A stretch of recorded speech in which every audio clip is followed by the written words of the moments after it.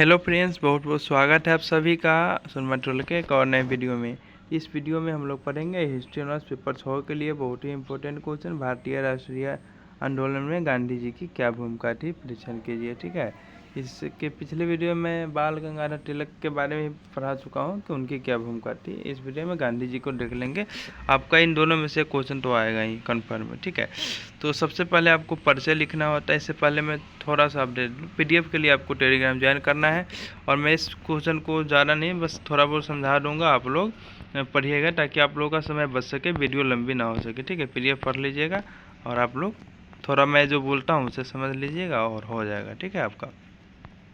और PDF के लिए कहाँ, टेलीग्राम चैनल पर नए हैं तो सब्सक्राइब कर लीजिए ताकि आपको हेल्प मिल सके। ठीक है, तो जब आपको बात आएगा किसी पार्टिकुलर व्यक्ति के बारे में तो सबसे पहले आप परिचय मूल्यांकन लिख के लिखिएगा उनके जीवन के बारे में। ठीक है, जीवन के बारे में जैसे महात्मा गांधी जी का जन्म 1869 में हुआ था और उनकी मृत्यु जो है, उनकी मृत्यु कब हुई थी, 1948 में हो गई थी।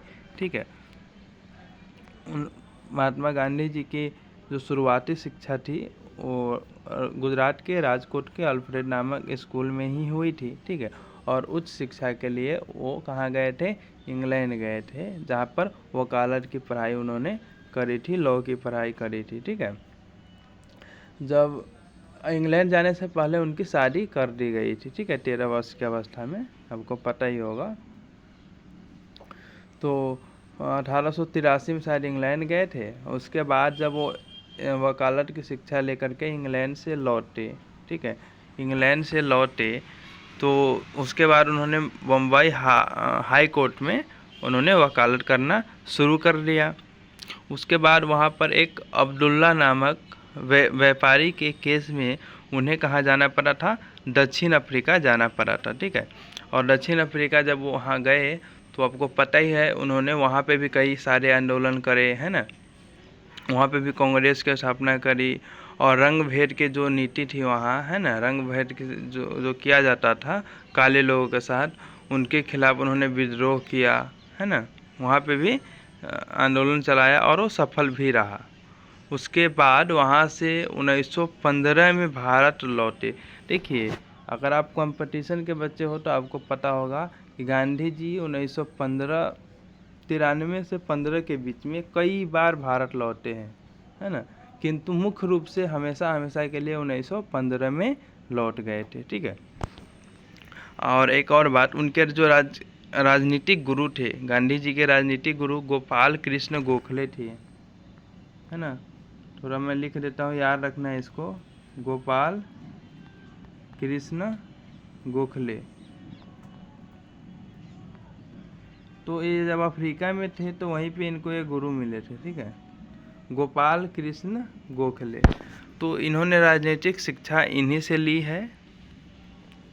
तो राजनीतिक शिक्षा ये ले लिए और जब भारत लौटे तो इनके गुरु बोले थे कि भाई कुछ पहले सब कुछ समझ लेना तो करना कुछ भी।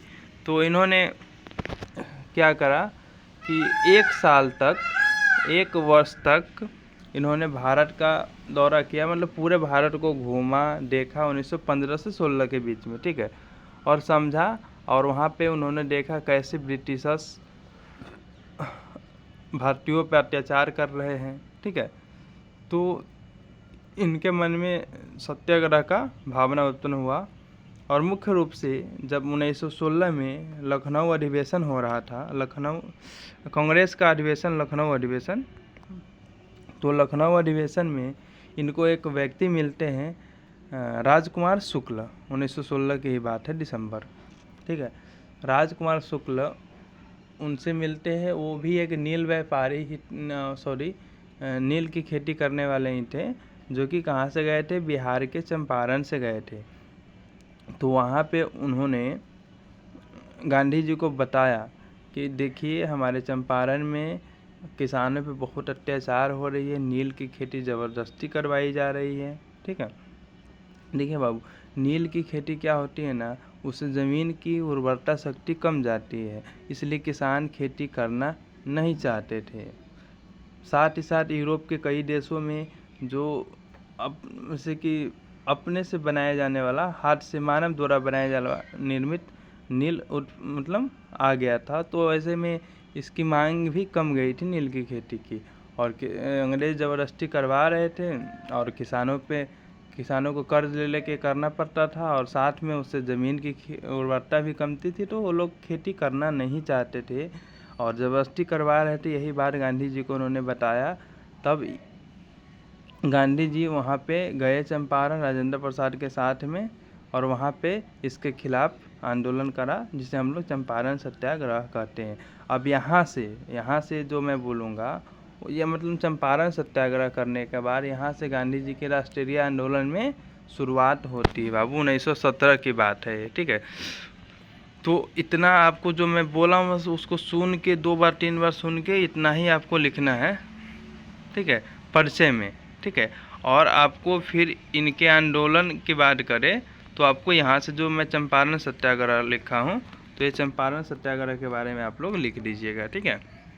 उसके बाद फिर हमें लिखना है रॉलेट एक्ट के बारे में, कैसे ये गलत कानून था, बिना वकील दलील के किसी को भी गिरफ्तार कर लिया जाता था और कोई सुनवाई नहीं होती थी।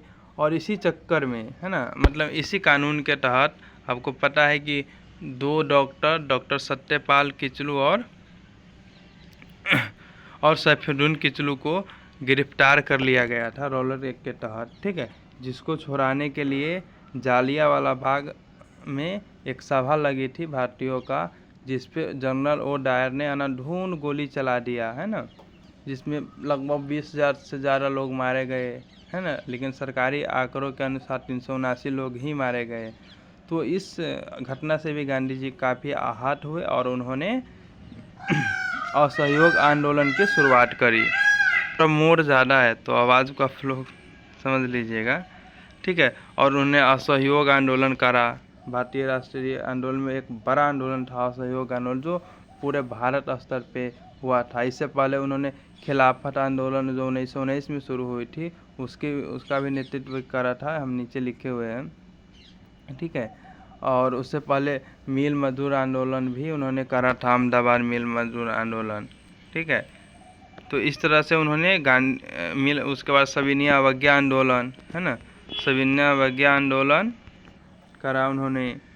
उसके बाद उन्होंने भारत छोड़ो आंदोलन से अंग्रेज़ों को ईंट से ईंट बजा दी, और अंत में क्या हुआ, अंग्रेज़ों को भारत छोड़ने पर विवश कर दिया। और आपको यही निष्कर्ष में लिख देना है कि भारतीय राष्ट्रीय आंदोलन ने राष्ट्र निर्माण में महत्वपूर्ण भूमिका निभाई है। मतलब भारतीय राष्ट्रीय आंदोलन में गांधी जी राष्ट्र निर्माण में महत्वपूर्ण भूमिका निभाई, यहाँ पे गांधी जी लिख दीजिएगा। इसने संविधान सभा के सदस्यों को भारतीय संविधान के मुख्य सिद्धांतों का मसौदा तैयार करने में मदद की। इसे ब्रिटिश, अमेरिकी और जर्मन जैसे विभिन्न संविधानों के अवलोकन और अपनाने के माध्यम से बनाया गया था।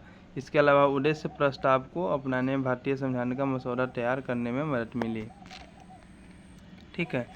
तो आप इस तरह से आपको ये आंसर लिख देना, आपको पढ़ लेना है जो मैं बोला हूँ, चाहे जो मैं बोला हूँ उसी को आप भाषा में लिख दीजिएगा। और सभी आंदोलन को आपको थोड़ा थोड़ा याद रखना है। आंदोलन आपको चंपारण सत्याग्रह से शुरू करना है।